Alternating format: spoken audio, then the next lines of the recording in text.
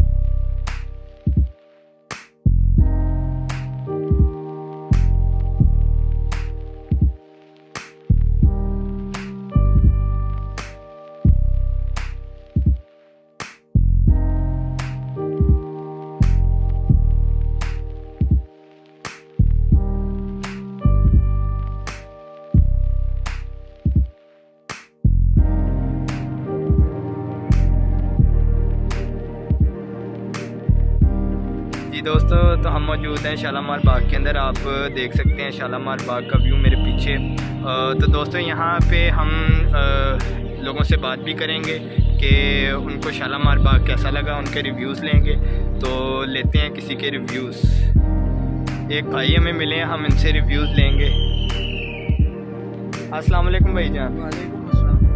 भाईजान आप कहाँ से आए हैं? हम लाहौर से ही हैं। लाहौर से ही हैं आप? तो क्या नाम है आपका? मेरा नाम हैदर है। हैदर है। तो हैदर आपको कैसा लगा शालीमार बाग? बड़ा अच्छा है पार्क। मैं अपनी फैमिली के साथ आता हूँ। बहुत सुकून का पार्क है ये, मज़ा आता है इधर, इंजॉय होता है। ऐसा ही है, ये पार्क बहुत अच्छा बना है। बहुत अच्छा लगा हैदर आपसे बात करके।